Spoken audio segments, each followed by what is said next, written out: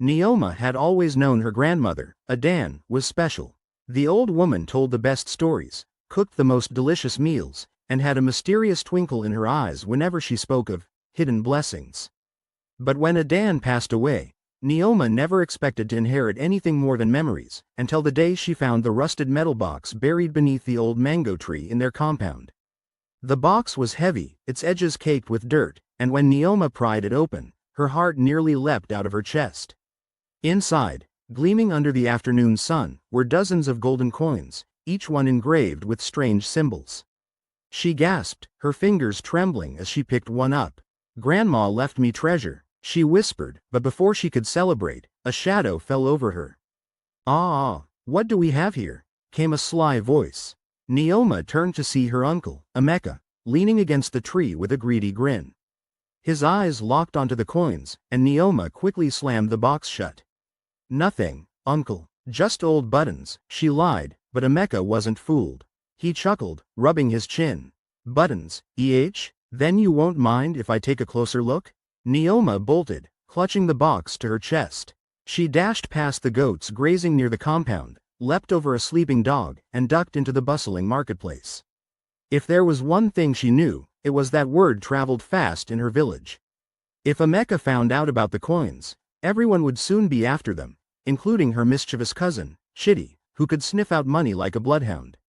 Panting, she hid behind Mama Ibeji's yam stall, peeking out to see if Emeka had followed.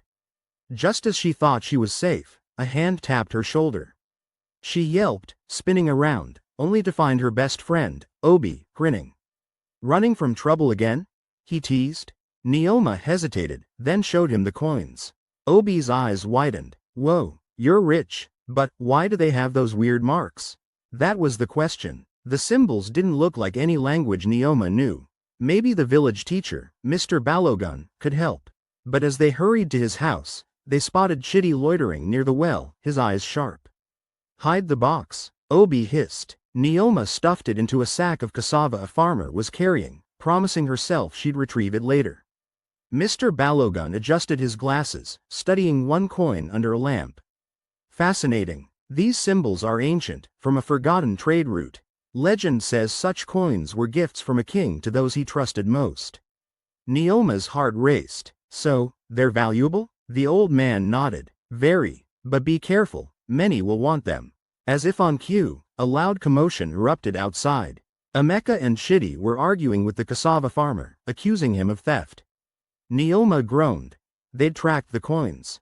She and Obi slipped out the back, but the farmer, now angry, dumped his sack, sending the box tumbling into the open. A crowd gathered, gasping at the glittering coins. Just then, the village chief's daughter, Amina, stepped forward. "Those belong to Nneoma," she declared, surprising everyone. Amina was known for her sharp tongue and fearless attitude.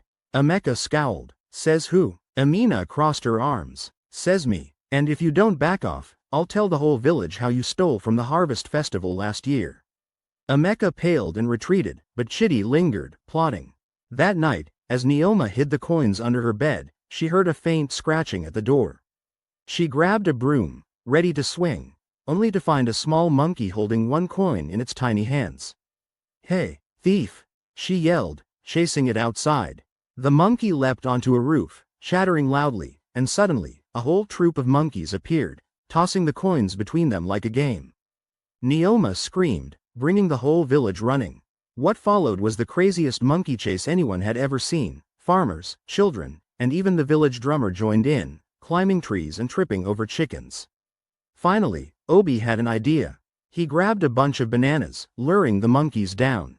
One by one, they dropped the coins for the fruit.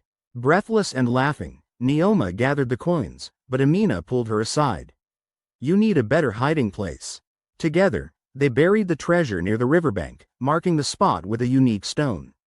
But as they walked back, they noticed a strange man watching them, a traveler with a scar across his cheek. He smiled, but it didn't reach his eyes. "Pretty night for a stroll," he said before disappearing into the dark. The next morning, the village was buzzing.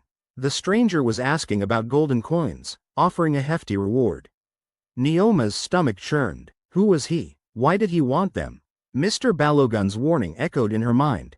These coins have a history, and not all of it is good. Determined to uncover the truth, Nneoma, Obi, and Amina decided to visit the oldest woman in the village, Mama Nwani, who knew every tale ever told. The old woman listened, then sighed. Those coins were part of a cursed treasure. Many sought them, but they bring greed and chaos. The only way to break the curse is to return them to the royal caves where they belong. Nneoma gasped, a dangerous journey? But with Emeka, Chidi, and the scarred man all hunting the coins, staying was riskier.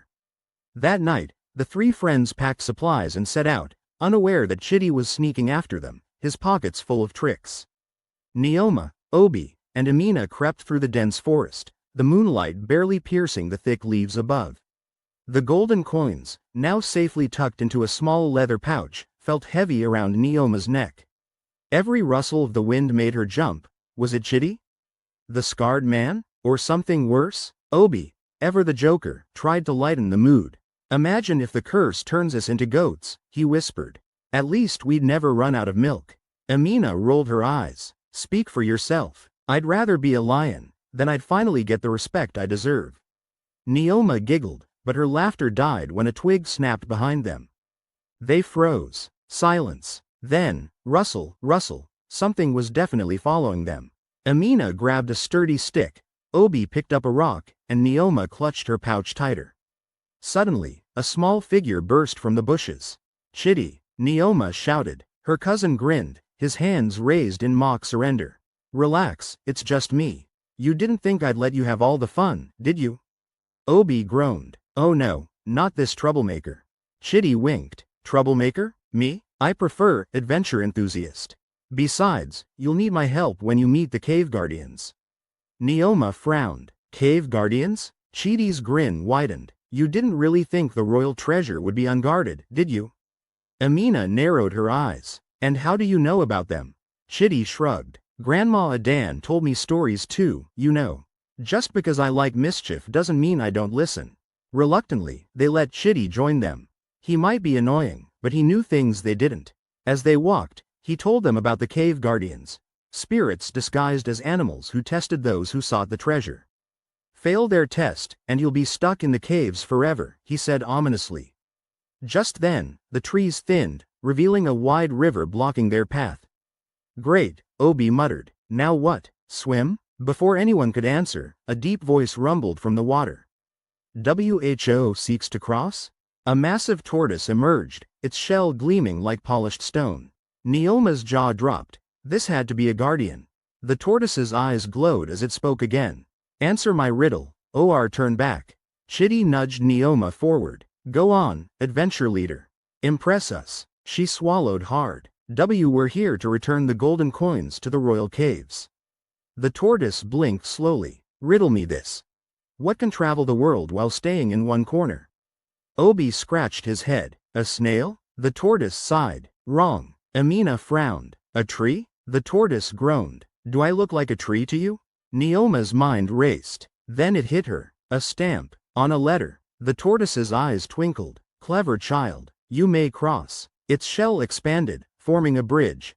As they stepped onto it, Chidi whispered, See? Told you I'd be useful. On the other side, the forest grew darker, the air thicker. Strange whispers floated around them, and shadows seemed to move on their own. Then, a new voice, soft but firm, spoke from the trees. Why do you seek the caves? A majestic antelope stepped into view, its golden horns glowing. Another guardian. Nneoma stepped forward. We're returning what was taken. To break the curse. The antelope studied them. The curse was placed to punish greed. How do I know you are different? Before Nneoma could answer, Chidi suddenly lunged, grabbing the coin pouch from her neck. Sorry, cousin, he laughed, but I think I'll take the treasure. He bolted into the trees. The antelope's eyes flashed. A thief among you. Nneoma's heart pounded. Chidi had betrayed them. But then, thud. A net dropped from above, trapping him. From the shadows emerged the scarred man, smirking. Thank you for leading me to the coins, children. Amina growled. You'll regret this. The antelope stamped its hoof, and the ground trembled. Vines shot up, tangling the scarred man's legs. You are unworthy, the guardian boomed. Chidi, still stuck in the net, groaned. Okay, Okay, I was just testing you. I may have also told this guy about the coins. Oops. Nneoma wanted to strangle him, but there was no time. The scarred man pulled a knife, cutting through the vines. Enough games. Hand over the coins, or, a loud roar interrupted him. A giant leopard, the final guardian, leapt from the trees, landing between them. Its golden eyes locked onto the scarred man. You dare bring violence to this sacred place? The man paled, dropping his knife. The leopard snarled, "Leave, now." Without another word, the man turned and fled. Chitty gulped. So, we're good, right? The leopard ignored him, turning to Nneoma. You have proven your worth. The caves await. With the guardian's blessing, they finally reached the royal caves. The entrance was carved with the same symbols as the coins. Nneoma placed the pouch inside, and as she did, the coins glowed brightly before vanishing. A warm wind rushed through the caves, and the whispers around them faded. Back in the village, life returned to normal, except now, Nneoma, Obi, Amina, and even Chitty were hailed as heroes. Emeka, having learned his lesson, brought them fried plantains as a peace offering. As they ate under the same mango tree where it all began, Obi grinned. So, what's our next adventure?